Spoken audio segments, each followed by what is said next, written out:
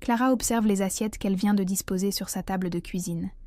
Chacune brille sous la lumière douce du lustre qu'elle a installé la semaine dernière. Elle sourit en passant la main sur le bois poli, sa première vraie table, dans sa première vraie maison. L'odeur du bœuf bourguignon remplit l'air depuis hier soir. Elle a suivi à la lettre la recette de sa grand-mère, celle qu'elle a recopiée de mémoire, après que sa mère ait égaré le carnet familial. Le thym et le vin rouge se mélangent dans un parfum qui lui rappelle les rares moments de bonheur de son enfance. Ses mains tremblent légèrement en ajustant les verres. Thomas va enfin rencontrer sa famille. Et puis, il y a les fiançailles d'Émilie à célébrer. Clara veut que tout soit parfait dans cette maison de 47 mètres carrés qu'elle a payée au prix de 3 années sans vacances. Le carillon de l'entrée la fait sursauter. Sa mère entre sans attendre, renifle l'air et plisse le nez. Il y a une odeur bizarre ici. Clara sent son sourire se figer. Elle porte encore son tablier taché de sauce. « Bonjour maman, c'est le bourguignon, comme grand-mère le faisait. » Sa mère hausse les épaules et s'installe dans le salon. 20 minutes plus tard, Émilie débarque avec Julien et ses futurs beaux-parents. Tous impeccablement habillés, parfaitement coiffés. Clara réalise soudain à quel point elle paraît négligée à côté d'eux. « Alors, c'est ici que tu vis maintenant ?» demande Émilie en regardant autour d'elle. « C'est mignon. » Thomas arrive pendant qu'il s'installe. Clara le présente, le cœur battant d'espoir et de fierté. Il serre les mains avec politesse, complimente la décoration. Elle l'aime encore plus en cet instant. « À table !» annonce Clara en retirant son tablier. Elle s'apprête à s'asseoir quand sa mère lève la main. « Clara, tu mangeras après nous, tu sais bien. » Le silence tombe comme une chape de plomb. Clara reste debout, la cuillère de service suspendue dans l'air. Elle ne comprend pas. « Maman, c'est chez moi. » « Justement, ma chérie. En tant qu'hôtesse, tu sers tes invités d'abord. » Émilie glousse en échangeant un regard complice avec Julien. « De toute façon, Frangine, ce qui restera sera bien assez pour toi. » Les rires éclatent autour de la table. Les beaux-parents d'Émilie sourient avec indulgence. Thomas regarde Clara, stupéfait. Clara reste immobile, tenant toujours la cuillère. L'odeur de son plat mijoté pendant 8 heures lui donne maintenant la nausée. Elle comprend qu'ils ont planifié cette humiliation, dans sa propre maison, devant l'homme qu'elle aime. Quelque chose se brise en elle. Elle se dirige vers la poubelle avec une lenteur délibérée, prend le plat principal et le verse méthodiquement dedans. Le bœuf bourguignon s'écrase au fond avec un bruit sourd, puis les légumes glacés, puis la tarte aux pommes qu'elle a pétrie ce matin. Voilà, maintenant personne ne mange. Sa voix est d'un calme terrifiant. Elle ouvre la porte d'entrée et se tourne vers sa famille pétrifiée. Vous pouvez partir. Sa mère se lève, livide de rage. Tu n'oserais pas nous mettre dehors? Tu es devenue folle? Clara la regarde droit dans les yeux. Pour la première fois de sa vie, elle ne baisse pas le regard. Si, j'ose. Que va-t-il se passer maintenant que Clara a osé défier sa famille? Clara s'effondre contre la porte qu'elle vient de refermer. Ses jambes ne la portent plus. Le silence de la maison lui semble assourdissant après les éclats de voix de sa mère qui criait encore dans l'escalier. Ses mains tremblent de façon incontrôlable.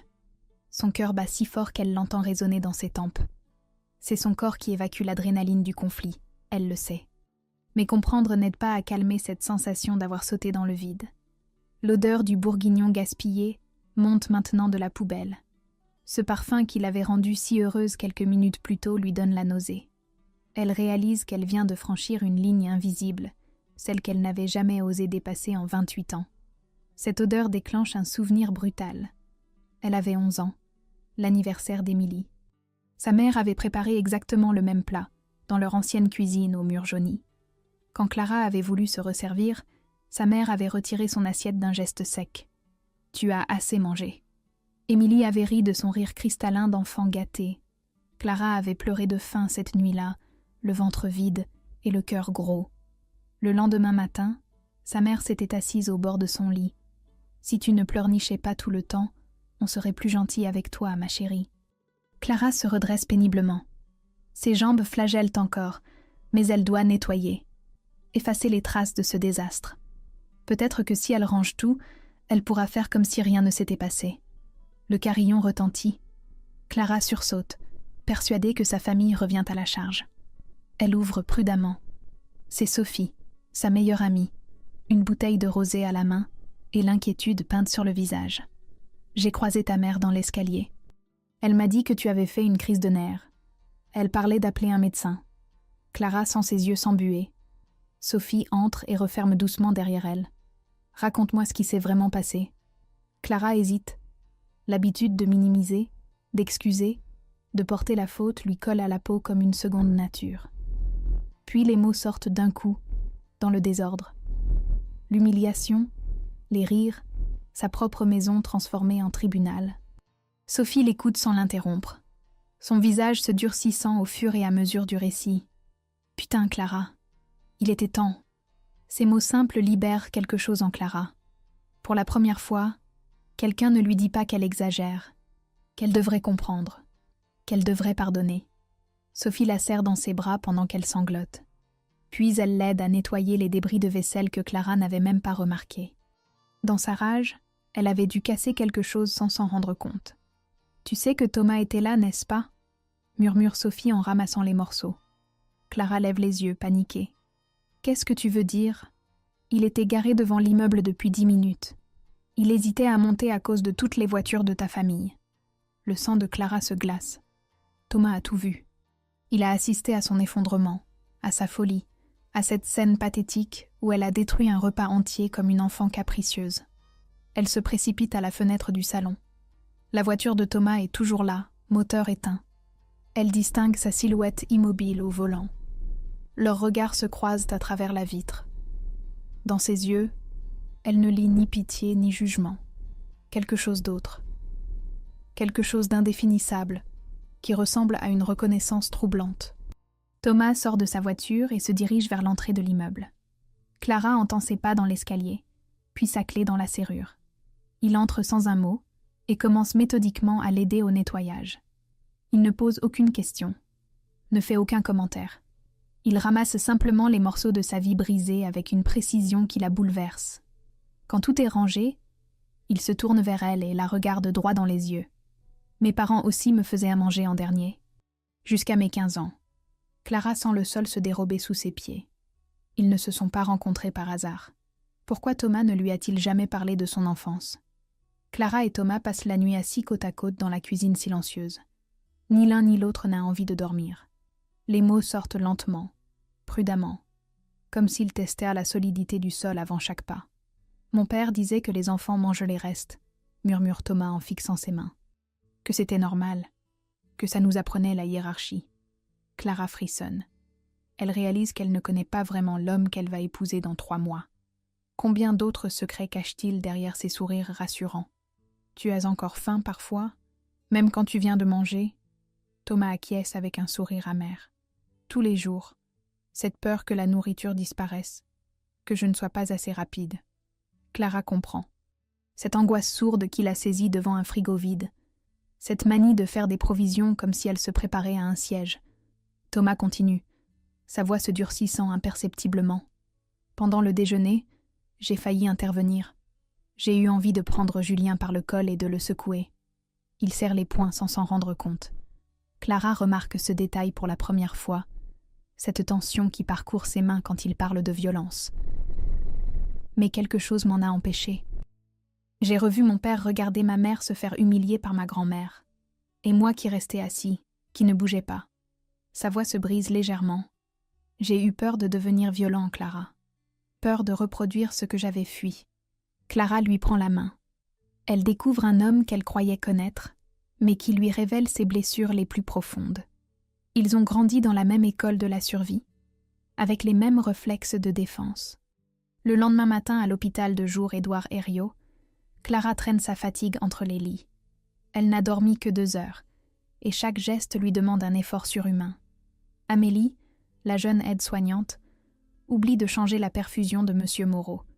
C'est une erreur bénigne, qui arrive parfois à tout le monde. Mais Clara explose. « Tu es payée pour faire ton travail correctement ?» Sa voix claque dans le service comme un fouet. Amélie se fige, les yeux écarquillés. Autour d'elle, les conversations s'arrêtent. Le silence qui suit glace Clara jusqu'aux os. Elle reconnaît cette intonation. Cette façon de humilier l'autre d'un seul mot. C'est la voix de sa mère qui sort de sa bouche. Clara s'enferme dans les toilettes et vomit le peu qu'elle a réussi à avaler ce matin. Ses mains tremblent contre les carreaux froids. Elle a peur de ce qu'elle découvre en elle. Cette violence qu'elle porte, malgré elle. Madame Dubois l'attend à sa sortie. Cette femme de 74 ans vient 3 fois par semaine pour sa dialyse. Elle a toujours un mot gentil, un sourire apaisé qui détonne avec sa maladie. « Ma petite », dit-elle en lui prenant doucement le bras, « vous savez pourquoi je suis devenue aide-soignante dans ma jeunesse ?» Clara secoue la tête, incapable de parler. Pour soigner les autres parce que personne ne m'avait soignée, moi. Je pensais que donner de l'amour guérirait le manque d'amour. Elle presse la main de Clara avec une tendresse maternelle que Clara n'a jamais connue. Mais attention à ne pas reproduire ce qu'on vous a fait. La colère, c'est contagieux. Elle se transmet comme une maladie si on y prend garde. Ces mots résonnent dans l'esprit de Clara pendant tout l'après-midi. Elle présente ses excuses à Amélie, qui les accepte avec une générosité qui la bouleverse encore plus. Le soir, en rentrant chez elle, Clara trouve un message de sa mère sur son répondeur. La voix est froide, posée, terriblement calme.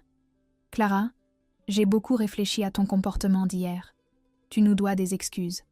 Ton attitude était inacceptable, surtout devant les parents de Julien. Je comprends que tu puisses être stressée par ton travail, mais cela ne justifie pas de traiter ta famille de cette façon. Rappelle-moi quand tu auras retrouvé tes esprits. Aucune remise en question, aucune empathie, aucune reconnaissance de ce qui s'est passé.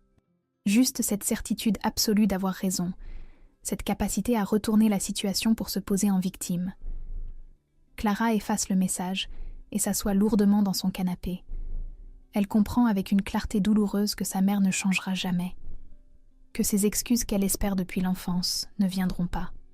Thomas trouve Clara recroquevillée contre les coussins quand il rentre de son service.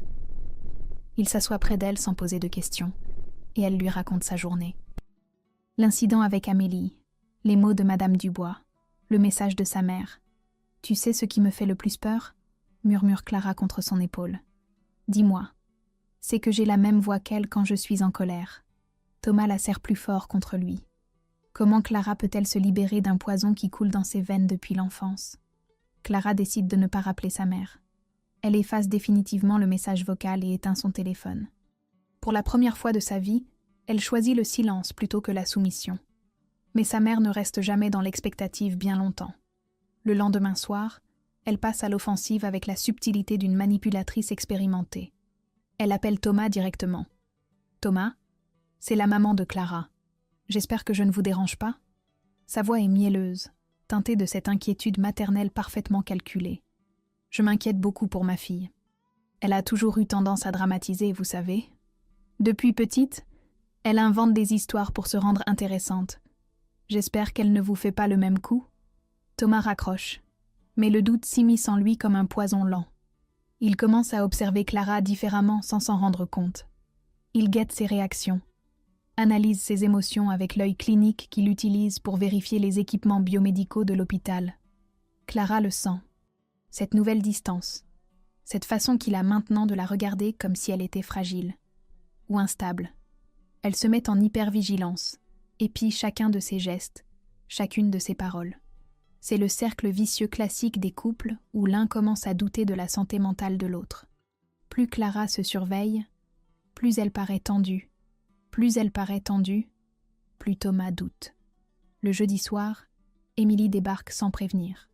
Elle porte une robe qui flotte autour de son ventre encore plat, mais ses mains se posent protectivement dessus dans un geste qui ne trompe pas.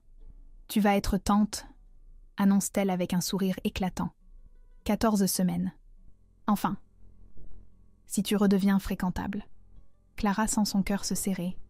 Un bébé, le premier de la nouvelle génération, un être innocent qui grandit déjà dans cette famille toxique. Félicitations, murmure-t-elle. Mais Émilie n'est pas venue pour partager sa joie. Elle s'assoit sur le canapé comme si elle était chez elle et croise les jambes avec élégance. « J'ai besoin que tu présentes des excuses publiques avant mon mariage dans 6 semaines. » Clara se raidit. Des excuses pourquoi? Tu as humilié Julien et ses parents. Ils se demandent dans quelle famille ils mettent les pieds. Ma belle-mère a même demandé si tu avais des problèmes psychiatriques. Chaque mot est choisi pour blesser. Émilie maîtrise cet art depuis l'enfance. Clara tente d'expliquer sa souffrance, de faire comprendre à sa sœur ce qu'elle a vécu. Mais Émilie retourne habilement chaque argument. Ta souffrance ? Moi, j'ai souffert d'avoir une sœur qui gâchait tous nos repas avec ses caprices. Maman était obligée d'être ferme avec toi. Tu ne te rendais pas compte de l'ambiance que tu créais. Cette réécriture de l'histoire déstabilise Clara, plus que la violence brute. Émilie transforme chaque humiliation en leçon de vie, chaque cruauté en acte d'amour difficile. Tu étais une enfant compliquée, Clara. Maman a fait de son mieux avec les moyens qu'elle avait. Le lendemain matin, Dr Moreau convoque Clara dans son bureau. Son visage est grave, embarrassé. J'ai reçu un appel hier, de votre mère. Clara sent le sang quitter son visage. Elle s'inquiète pour vous. Elle dit que vous traversez une période difficile, que vous avez eu des comportements préoccupants récemment.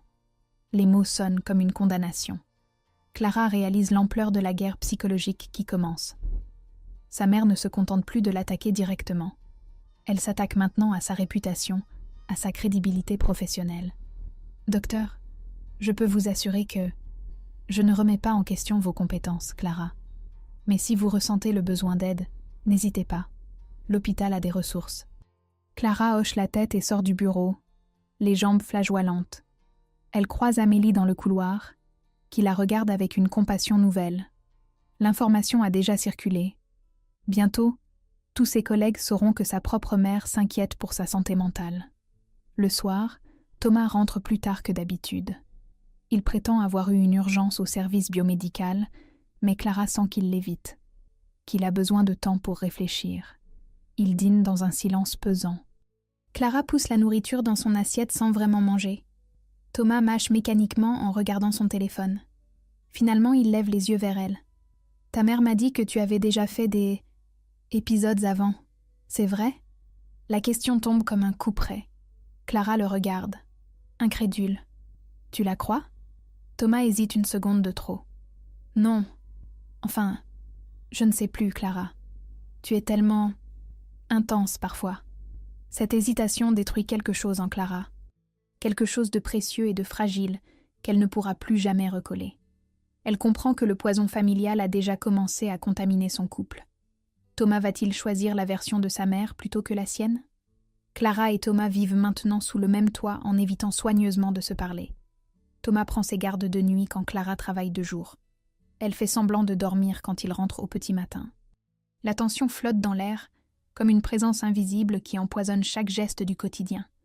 Ils mangent séparément, laissant des assiettes sales dans l'évier, comme des messages muets de leur échec à communiquer.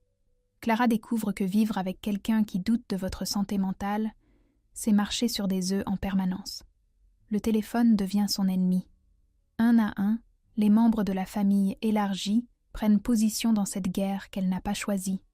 Sa tante Sylvie l'appelle un mardi matin, la voix chargée de reproches affectueux.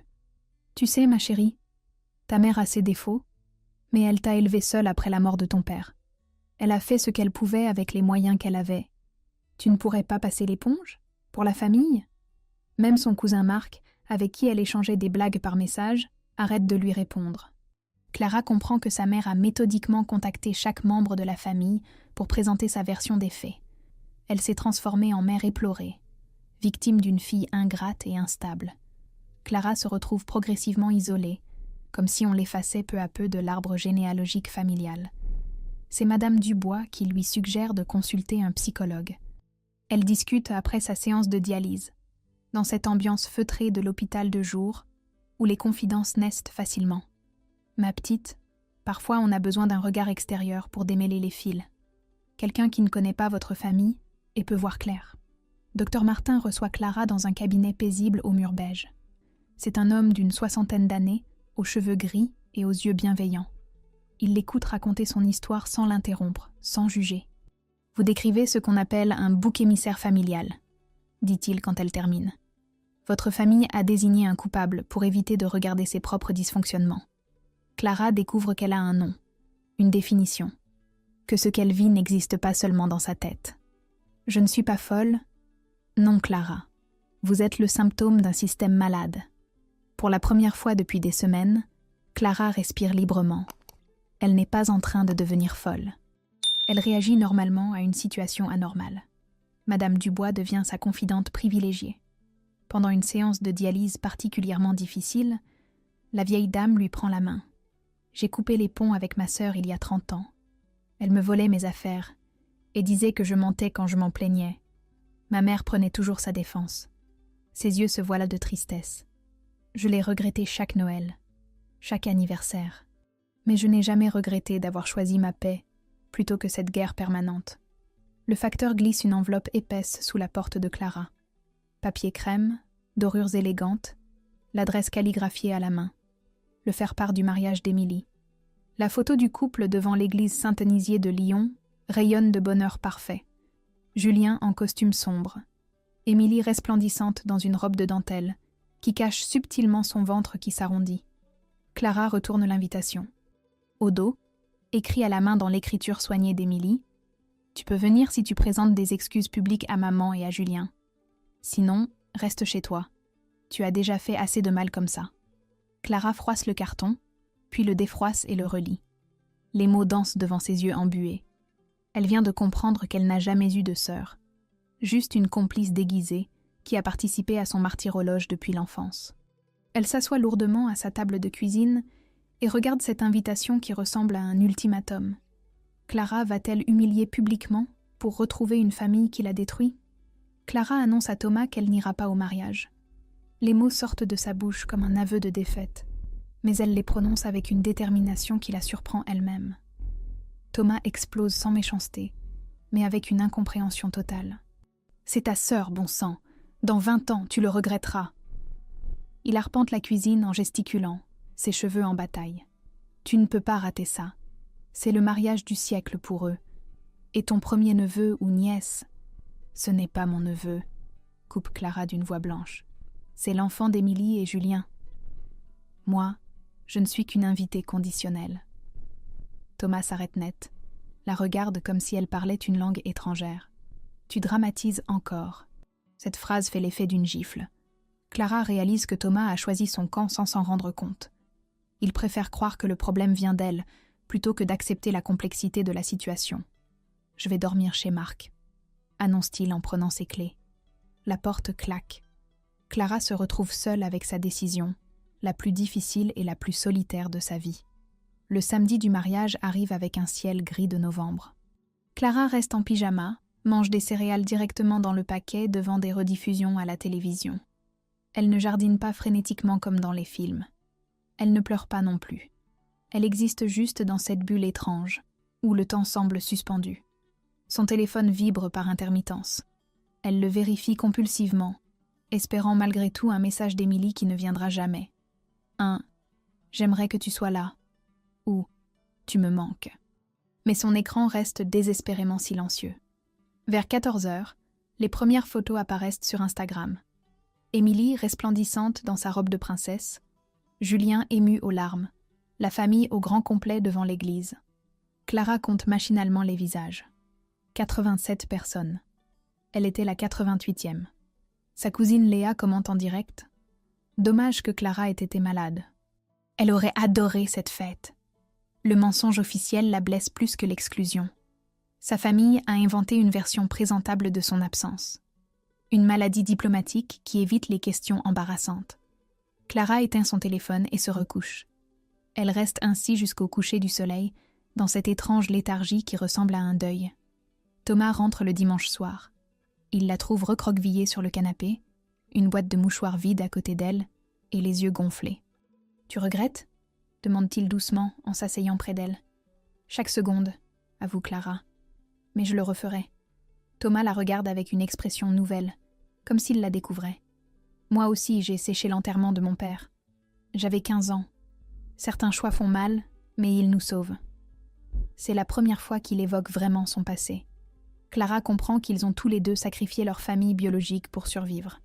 Le lundi matin, Sophie transfère à Clara un message privé qu'Émilie lui a envoyé sur Facebook tard dans la soirée du mariage. « J'espère que Clara est fière d'elle. Même absente, elle a pourri ma journée. Julien n'arrêtait pas de demander pourquoi ma sœur n'était pas là. Sa mère a fait des remarques toute la soirée. Merci pour le cadeau de mariage. Clara lit le message 3 fois avant d'en saisir toute la perversité. Émilie a réussi à transformer son absence en présence toxique. Clara n'aurait jamais pu gagner dans cette configuration. Présente, elle aurait commis des erreurs. Absente, elle était coupable d'abandon. Le mercredi suivant, Clara croise sa mère au carrefour de Vaux-en-Velin. Leurs yeux se rencontrent 3 secondes au rayon surgelé, entre les pizzas et les plats préparés. Sa mère détourne le regard, change d'allée et fait semblant de ne pas l'avoir vue. Clara reste paralysée entre les bacs réfrigérés, réalisant avec une brutalité saisissante que sa propre mère vient d'effacer son existence, comme si elle était devenue transparente, inexistante. Une employée s'approche, inquiète. « Ça va, madame ?» Clara réalise qu'elle pleure sans s'en rendre compte. Comment continuer à vivre quand sa propre famille vous considère comme morte ? 6 mois ont passé depuis le mariage d'Émilie. Clara et Thomas ont survécu à la crise, mais leur couple ressemble maintenant à un vase recollé dont on distingue encore les fissures. Ils se redécouvrent lentement, avec la prudence de 2 rescapés qui ont appris à se méfier des terrains mouvants. Thomas a pris ses distances avec sa propre famille, après avoir compris les mécanismes de manipulation. Il ne supporte plus les réunions dominicales, où sa belle-mère fait des remarques acides sur cette pauvre femme qui ne parle plus à sa mère. Clara apprend à lui faire confiance à nouveau, un geste après l'autre. La thérapie de couple avec Dr Martin leur révèle des vérités inconfortables. Ils s'étaient choisis pour leurs blessures communes, pas pour leur capacité à guérir ensemble. Vous devez apprendre à vous aimer guéri, pas seulement blessé, leur explique le psychologue. Sinon, vous risquez de reproduire les schémas toxiques que vous fuyez. Le travail est long, fait de progrès et de rechutes. Certains soirs, Clara se surprend à chercher la faille chez Thomas, cette petite chose qui prouverait qu'il va l'abandonner comme les autres. D'autres jours, Thomas analyse chacune de ses réactions comme s'il cherchait des signes d'instabilité, mais peu à peu, ils apprennent à se faire confiance. Au travail, Clara découvre un talent qu'elle ignorait posséder. Elle devient exceptionnelle avec les patients difficiles, ceux qui souffrent de violences familiales ou de traumatismes psychologiques. Elle reconnaît instinctivement leurs mécanismes de défense, leur silence lourd de secrets. Lucie, 16 ans, arrive un matin en état d'anorexie sévère. Elle refuse de manger depuis 1 semaine, fixe le plafond avec des yeux vides, pendant que sa mère explique au médecin qu'elle fait sa crise d'adolescente. Clara s'assoit près d'elle après le départ de l'équipe médicale. « Tu sais, » murmure-t-elle, « on peut mourir de ne pas être aimé correctement. » Lucie tourne lentement la tête vers elle, surprise par cette phrase qui va droit au cœur de sa souffrance. « Ma mère dit que je suis difficile, que je lui complique la vie. Et toi, qu'est-ce que tu en penses ?» Pour la première fois depuis des semaines, Lucie fond en larmes. Elle accepte finalement de prendre une compote aux pommes, puis un yaourt. Clara comprend qu'elle a trouvé sa vocation dans cette capacité à soigner les autres avec ses propres cicatrices. Madame Dubois devient sa confidente et sa figure maternelle de substitution. Elles ont institué un rituel dominical. Cuisinent ensemble dans la petite kitchenette de l'hôpital de jour quand Clara est de garde. Ces moments simples apaisent en Clara des blessures qu'elle croyait incurables. Tu cuisines avec tes mains maintenant, plus avec tes peurs, observe la vieille dame en la regardant pétrir une pâte à pain sans trembler. Clara sourit. C'est vrai. Elle a appris à préparer la nourriture avec amour plutôt qu'avec angoisse. Un mardi de février, sa cousine Léa l'appelle en larmes. Émilie a fait une fausse couche à 18 semaines. Le bébé qu'elle portait, ce petit être innocent qui grandissait dans cette famille dysfonctionnelle, n'existe plus. L'instinct protecteur de la grande sœur submerge Clara comme une vague. Elle compose le numéro d'Émilie 3 fois sans appeler, le doigt suspendu au-dessus de l'écran.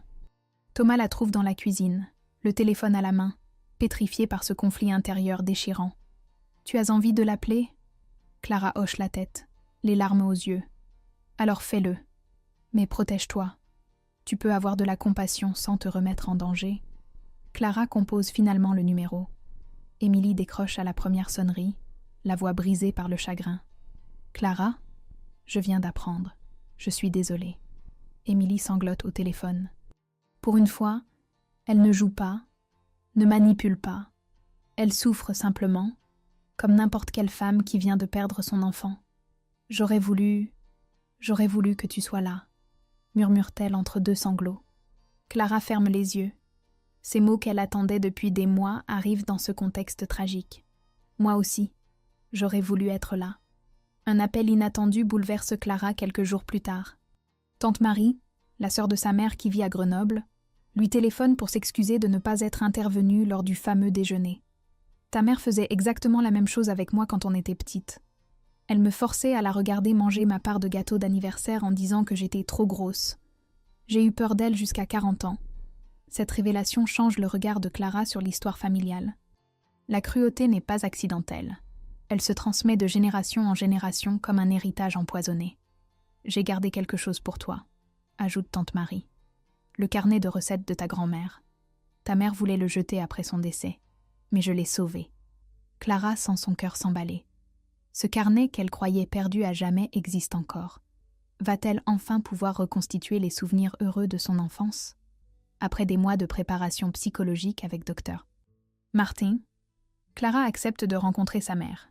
Elle choisit le café de la mairie de Vaux-en-Velin, un territoire neutre où aucune d'elles ne pourra prétendre être chez elle. Clara arrive 15 minutes en avance et commande un thé qu'elle ne boira pas. Elle a besoin de cette contenance, de cette tasse entre ses mains pour ne pas trembler. Les phrases qu'elle a préparées en thérapie tournent dans sa tête comme une leçon apprise par cœur. Sa mère arrive pile à l'heure, impeccablement maquillée malgré ses 62 ans. Elle porte ce chemisier bleu ciel qu'elle met pour les grandes occasions et s'assoit face à Clara comme si elle s'était équitée la veille. « Ma chérie, tu as encore maigri? Tu manges assez ?» Première attaque déguisée en sollicitude maternelle. Clara reconnaît immédiatement la technique et ne mord pas à l'hameçon. « Bonjour maman. Merci d'avoir accepté de venir. » Clara a préparé ses mots comme un discours.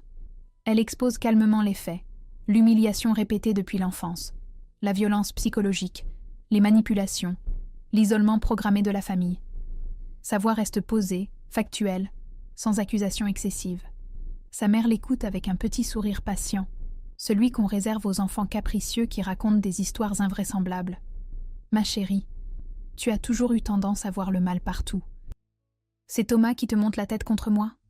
Le déni est sophistiqué, enrobé dans cette inquiétude maternelle qui retourne habilement la culpabilité. « J'ai peut-être été sévère parfois, mais c'était pour ton bien. Regarde comme tu es devenue responsable. Tu as un métier, une maison. » Clara comprend la stratégie. Sa mère s'approprie les résultats tout en niant les moyens. Elle transforme chaque violence en leçon de vie nécessaire. « Le 15 mars dernier, chez tante Sylvie, tu m'as dit devant tout le monde « Clara mange toujours trop. C'est plus fort qu'elle. » Tu portais ton chemisier à fleurs bleues, celui de Monoprix. Clara cite des phrases exactes, des détails précis. Sa mémoire de traumatisée garde tout en archive. Sa mère pâlit imperceptiblement. Elle se souvient parfaitement de cette scène. C'était juste. Tu étais au régime à ce moment-là. Je voulais t'aider. Donc, pour la première fois, elle ne nie pas complètement. Mais elle minimise, justifie, transforme la cruauté en bienveillance maladroite. Clara pose ses conditions avec la fermeté que lui ont apprise des mois de thérapie. Reconnaissance des faits, excuses sincères, changement de comportement. Elle ne demande pas l'impossible, juste le minimum de respect humain. Sa mère se raidit comme si on lui demandait de ramper. « Tu veux que je m'aplatisse devant toi? C'est moi qui t'ai élevé. Tu me dois le respect, pas l'inverse. » Puis vient le coup de grâce, prononcé avec cette froideur calculée que Clara connaît si bien. « Si tu n'es pas capable de comprendre l'amour d'une mère, c'est que tu n'es pas faite pour être heureuse. » Ces mots libèrent Clara d'un poids énorme. Elle comprend avec une clarté absolue que sa mère ne changera jamais, qu'elle préférera perdre sa fille plutôt que de reconnaître ses erreurs. Clara pose un billet de 5 € sur la table et se lève avec une dignité nouvelle. « Au revoir, maman. Quand tu seras prête à m'aimer au lieu de me dresser, tu sauras où me trouver. » Elle part sans se retourner, laissant sa mère stupéfaite au milieu du café presque vide. Dehors, Clara respire l'air froid de l'hiver comme si elle goûtait l'oxygène pour la première fois de sa vie. Le soir même, son téléphone vibre. Un long message d'Émilie, mélange confus d'excuses et de reproches. Maman a pleuré toute la soirée. Elle dit que tu l'as humiliée. Peut-être qu'on pourrait essayer de se parler. Juste nous deux, sans elle. Mais il faudrait que tu fasses des efforts aussi. Clara lit le message 3 fois avant de répondre. Quand tu seras prête à regarder la vérité en face, je serai là. Mais je ne négocierai plus jamais avec le mensonge. » Elle envoie le message et éteint son téléphone. Pour la première fois depuis des mois, Clara dort d'un sommeil profond et réparateur. Comment va-t-elle construire sa nouvelle vie, libérée enfin du poids de sa famille ? 13 mois après l'incident du déjeuner, Clara se marie avec Thomas dans le parc de Gerland à Lyon. Le soleil de mai filtre à travers les feuilles nouvelles des platanes, créant une cathédrale de lumière naturelle qui vaut tous les décors sophistiqués. 18 personnes sont présentes. Pas une de plus, pas une de moins. Chacune a été choisie pour sa capacité à aimer sans arrière-pensée, sans condition, sans chantage affectif. Clara porte une robe simple en soie et crue achetée chez Pronovias, avec le collier de perles de sa grand-mère récupéré chez Tante Marie.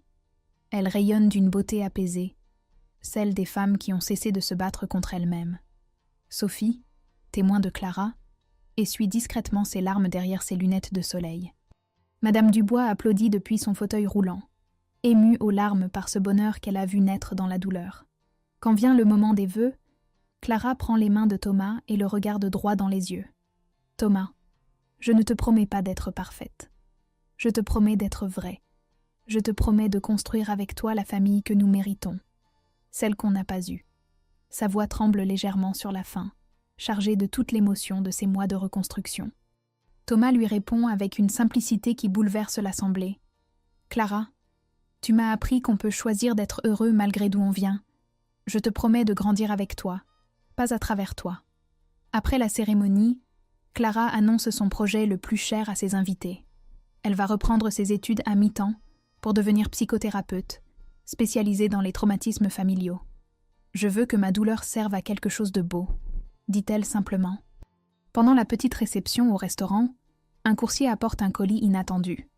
À l'intérieur, le carnet de recettes de leur grand-mère, envoyé par Tante Marie avec un mot « Émilie m'a appelé hier. Elle m'a dit « Donnez-lui ça pour son mariage. Elle saura pourquoi. » Clara ouvre le carnet à la page du bœuf bourguignon. Une photo de leur grand-mère y est glissée, avec au dos, écrit de la main d'Émilie enfant. « Pour ma grande sœur que j'aime. » Les larmes coulent mal librement sur les joues de Clara.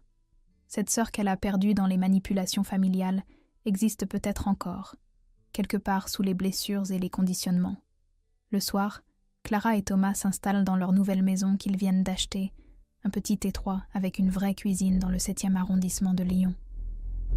Ils ont déménagé la semaine dernière, loin de Vaux-en-Velin et de ses souvenirs douloureux.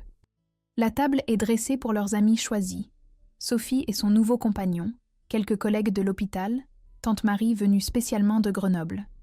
Les conversations coulent naturellement, les rires sonnent juste, sans cette tension sous-jacente qui empoisonnait les repas familiaux. Clara regarde par la fenêtre. Une voiture ralentit devant chez elle, hésite, puis repart dans la nuit. Émilie, elle ne le saura jamais. Mais étrangement, cela ne l'attriste plus. Avant de se coucher, Clara écrit dans le carnet que Dr Martin lui a offert pour noter ses progrès. Jour 394. J'ai compris qu'on peut être orpheline de parents vivants et riche d'une famille choisie. La liberté, c'est de décider qui mérite une place à notre table. Elle ferme le carnet et rejoint Thomas, qui range la vaisselle du mariage en fredonnant une chanson de leur premier rendez-vous. Sur le frigo, la photo de leur grand-mère trône à côté de celle de Madame Dubois et de leur faire-part de mariage. Les ancêtres qu'on choisit valent tous les liens du sang. Clara sourit en éteignant la lumière. Demain commence le reste de sa vie, cette existence qu'elle va enfin pouvoir écrire elle-même, ligne après ligne, choix après choix. Elle a appris l'art le plus difficile qui soit, celui de se choisir soi-même. 2 ans plus tard, Clara reçoit son diplôme de psychothérapeute sous les applaudissements de Thomas, Sophie et Madame Dubois.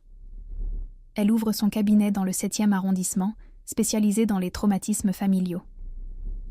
Sa première patiente ressemble étrangement à celle qu'elle était, une jeune femme brisée par des années d'humiliation familiale. Clara lui tend la main avec la douceur que personne ne lui avait offerte. « Vous n'êtes pas folle. Vous réagissez normalement à une situation anormale. » Émilie envoie parfois des messages, timide tentative de reconnexion. Clara répond avec bienveillance mais fermeté, gardant ses distances protectrices. Certaines blessures guérissent, D'autres apprennent simplement à ne plus saigner. Sa mère reste silencieuse. Clara a fait son deuil de cette relation qui n'a jamais existé. Le dimanche, Clara et Thomas reçoivent leur famille choisie. Autour de leur table, les rires sonnent juste. L'amour circule librement. Clara cuisine avec ses mains, plus jamais avec ses peurs. Elle a appris que le bonheur ne s'hérite pas, il se conquiert. Un choix à la fois. Tentar novamente Claude, pod comme te eros. Confira sempre as respostas. Wait, I need food. I need to lock. Ooh, a village. Plushy check. Pepper. There's a village right there. I like the plushie check one. I feel like every stream someone asks that anyway. So I was like, that's a good one, I think. I want more plushies though, really bad. I have Pepper, and then I have Blaja.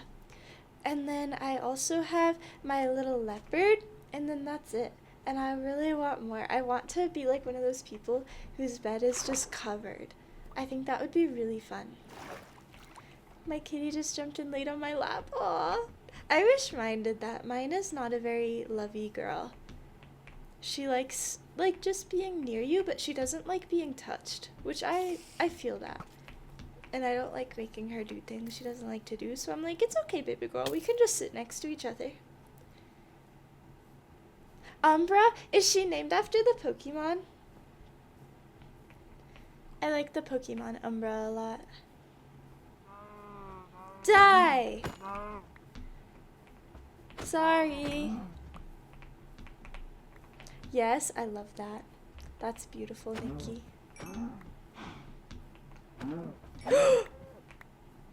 Baby zombie on a chicken! Let's go.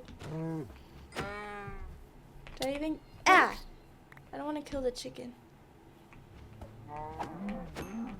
Chicken jockey. Chicken jockey!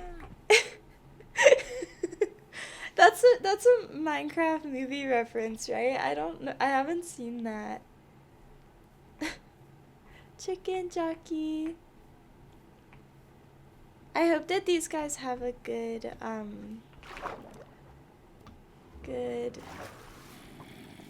That's a lot of zombies. That is a... Whoa. Everyone chill out. Can I sleep here? Can I sleep? Let me in. Sorry, I kick you out of your bed. I'm so sorry. Just... Dude, don't go out there.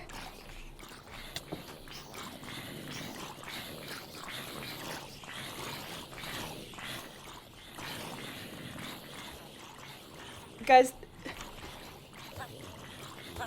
the apocalypse is literally starting. Oh, that was horrifying.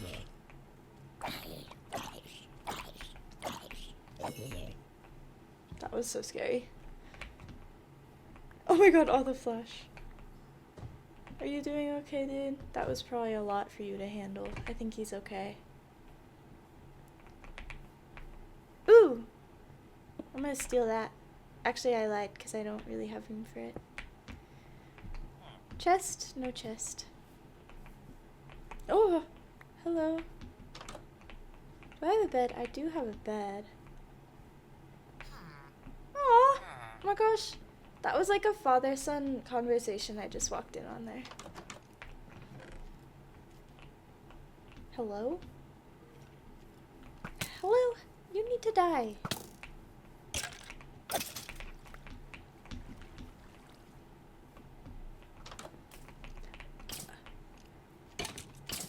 Dude.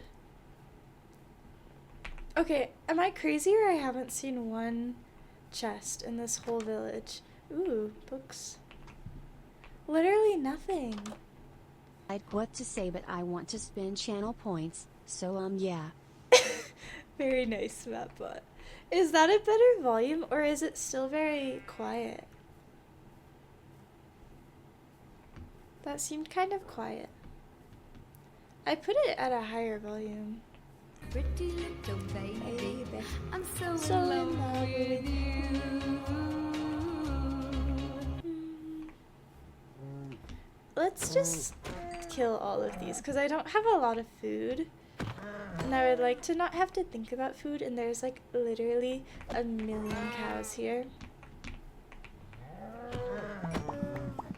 Oh my god, don't kill the baby.